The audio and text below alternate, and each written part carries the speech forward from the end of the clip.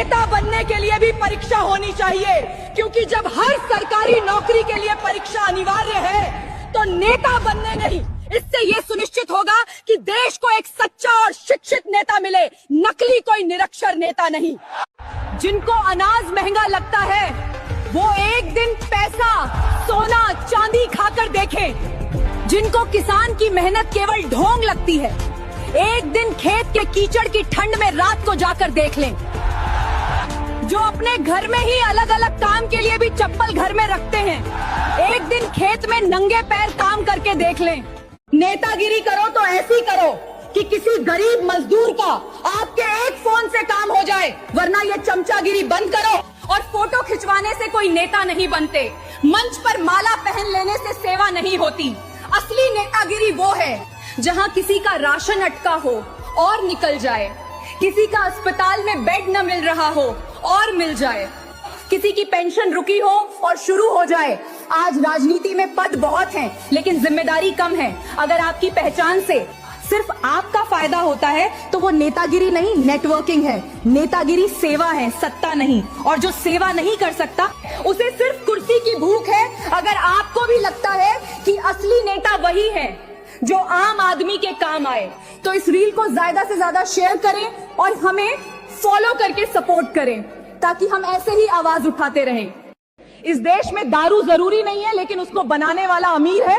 इस देश में सिगरेट जरूरी नहीं है, लेकिन उसको बनाने वाला भी अमीर है। भोजन जरूरी है, लेकिन उसको बनाने वाला गरीब है। जय जवान, मुसीबत में किसान, नशा बिकता है, देश चलता है, अन्न उगता है, किसान जलता है। भारत में सबसे बड़ा धंधा है धर्म का, दूसरा है राजनीति का और तीसरा है दलाली का।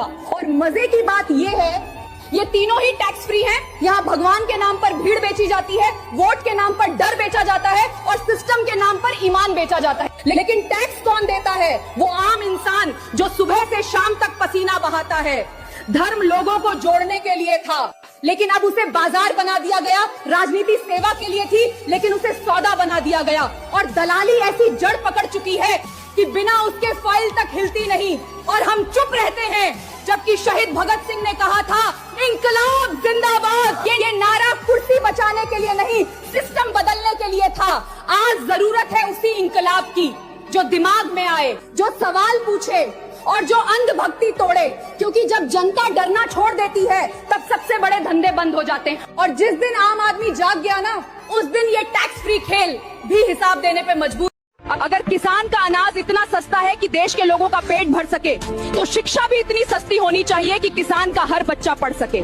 जिस देश का किसान भूखा रहकर दूसरों का पेट भरता है, उस देश में सबसे पहले उसके बच्चों का भविष्य सुरक्षित होना चाहिए।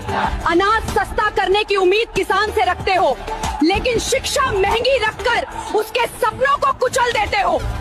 लाल बहादुर शास्त्री जी जब पीएम बने थे तो फटी हुई धोती में ही शपथ ग्रहण की, और बाद में पता चला उनके पास 2 ही धोतियां थी और 2 ही कुर्ते भी थे। उनकी धर्मपत्नी ने कहा था, अब प्रधानमंत्री बन गए हो, अब तो नई धोती ले लो। तो उनका ये कहना था कि करोड़ों भारत के किसान फटी हुई धोती जब तक पहनते रहते हैं, मुझे नई धोती पहनने का कोई अधिकार नहीं है। ऐसे ईमानदार प्रधानमंत्री जब घुसे सिस्टम में, तो सिस्टम ने उनको बर्दाश्त नहीं किया। प्रधानमंत्री बनने के सिर्फ 2 साल से भी कम समय में उन्हें सिस्टम से निकाल के फेंक दिया, मार डाला। उन्होंने जय जवान जय किसान कहा, क्योंकि उनके लिए सत्ता नहीं, देश प्राथमिकता था। अब हमें फॉलो करके सपोर्ट करें और कमेंट में ये बताएं कि भारत देश का प्रधानमंत्री कैसा होना चाहिए। अगर भारत में शिक्षा अच्छी है तो नेताओं के बच्चों विदेश में क्यों पढ़ने जा रहे हैं? हमारे ही नेता कहते हैं कि सारे जहां से हिंदुस्तान हमारा, तो ये लोग विदेश क्यों घूमने जाते हैं? अगर हम दुनिया के 4th लार्जेस्ट इकोनॉमी हैं, तो हर साल हजारों किसान आत्महत्या क्यों कर लेते हैं? यही नेता अपनी हर स्पीच में कहते हैं कि बेटी बचाओ बेटी पढ़ाओ, तो हर साल 25,000 से भी ज्यादा बेटियों का रेप क्यों? अब कुछ अंधभक्त चैट जीपीटी से आधा अधूरा ज्ञान लेकर कमेंट में हमें देशभक्ति सिखाने जरूर आएंगे। सवाल देश से नहीं है।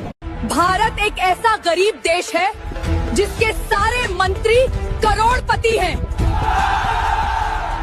और देश पर जब कोई विपत्ति आती है तो दान जनता से मांगा जाता है। ये देश गरीब नहीं है, इसे गरीब बनाया गया है ताकि सत्ता सुरक्षित रहे और जनता हमेशा मजबूर बनी रहे। ये दरिंदों की दुनिया है जनाब। यहाँ बेटियों को चूल्हा चौका और रोटी बनाना मत सिखाओ। यहाँ बेटियों को बंदूक चलाना सिखाओ, क्योंकि उनकी इज्जत की रक्षा करना अब सरकार के बस की बात नहीं। हो दुनिया रे बेटी ने बोझ मानती में। हमारे देश में चाहे पेट्रोल 500 हो जाए या सिलेंडर 5000, लेकिन ये 3 चीजें हमेशा सस्ती रहेंगी: गरीबों की जान, किसानों की मेहनत और लड़की की इज्जत। हिंदू हो, मुस्लिम हो, सिख हो या ईसाई हो,